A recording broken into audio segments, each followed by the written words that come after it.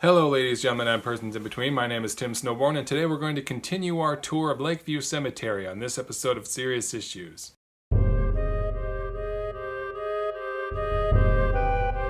So, as you may recall, I am on a tour of Lakeview Cemetery. I just think cemeteries are really interesting, and I decided to walk around one of the bigger ones here in Seattle. Last time we saw some things. I can't remember everything that was in the first episode, but here's some more. Kaiser family's got some panels on each side of their little headstone here. The panel's got screws on it. I mean, those three things, those two in the lower corners and the one at the top, it looks like you could screw those off. I wonder what's inside. I'm guessing an urn full of ashes. Russian couple here. At least half Russian. Interesting cross on their headstone. Looks like a signpost pointing the way. Maybe that's on purpose. It looks like one of them just died earlier this year and the other one died way back in '96. I wonder what happens when one of them dies way ahead of the other one. The one who lives gets married again. I mean, who do you get buried next to? Your first wife or your second? Probably the second, I'm guessing. I didn't know the inventor of the spork was here. You'd think he'd have a more impressive headstone. One that doubled as a bird bath or something. Another Russian grave with that odd-looking cross on it. It's definitely a Russian thing. I'll have to look it up and see the meaning behind that. This one's nicely decorated. Man of science. I feel like he was an astronomer. Or a physicist of some kind, perhaps. This area seems to be all just plaques in the ground. Haven't figured out the connection. No two names are the same that I've found. Some say military, some don't. The people buried here died long ago, but you can see that a couple of plots have been dug up recently. Wonder what that's all about. Speaking of walls, holy crap. I found the mother lode here. They must be urns. The spaces aren't big enough to hold a whole person. This one goes on for a ways. It's very polished. You can see yourself in this. Not sure what the significance of these columns is. I thought that these little plaques would be covered in names, but I've only found these two here. Austin A. Bell here has got a pretty nice looking mausoleum all to himself. That's not a family thing, that is just Austin in there. The way it has that raised land around it reminds me of another tomb I saw in New Orleans. This guy's wife wanted to be buried in Maine, I think it was, but for some reason she couldn't come out and say, I want to be buried in Maine. So she tried to do a little workaround where she said, I want to be buried in Maine soil, or I want to be buried in soil from Maine. And the way... For some reason, I don't know, they decided that shipping her body to Maine would be too expensive, so instead they brought dirt from Maine, enough to bury her in. They brought it down to New Orleans and buried her like this, like the raised part of the soil was all soil from Maine. I don't know why they went to all that trouble instead of just shipping her back to Maine. I guess, so she'd be with the family, I guess, but yeah, it was weird.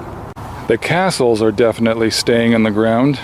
That's another thing I saw in New Orleans. They had concrete over the tomb because, again, the city is below sea level, so sometimes the bones will actually float up through the dirt and poke out unless you do something like this. I don't know why they're doing it here. First headstone I've found where the person seems to have a sense of humor. This one also has cat paws engraved into it there.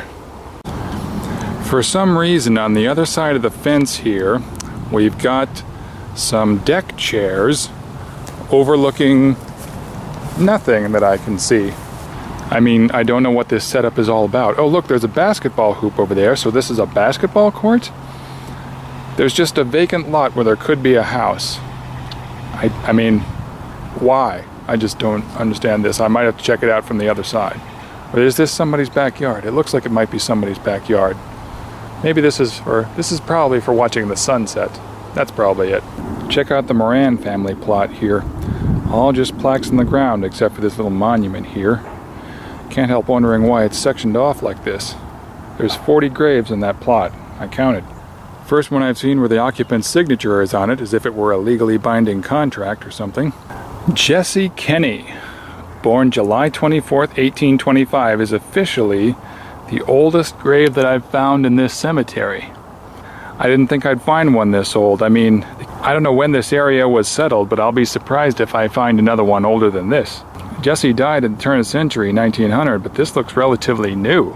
They must have recommissioned the grave since then. Or someone comes by and cleans it regularly. Another half-covered urn at the top here must have been a statesman or a soldier of some kind. Robert Perry evidently decided there weren't enough actual crows around, so commissioned to have 2 of them put on his headstone. I'm not sure if this is her actual grave or just a monument to her, but if this is an actual grave, she was born in 1811, which makes her easily the oldest person I've found so far. Princess Angeline, the daughter of Chief Self, for whom the city of Seattle is named, was a lifelong supporter of the white settlers. She was converted to Christianity and named by Mrs. D.S. Maynard. Princess Angeline befriended the pioneers during the Indian attack upon Seattle in January 26, 1856. At her request, she was laid to rest near her protector and friend, Henry Yesler. If you're from Seattle or you've been around here long enough, you know that Yesler is one of the founders of the city. Let's see when he died.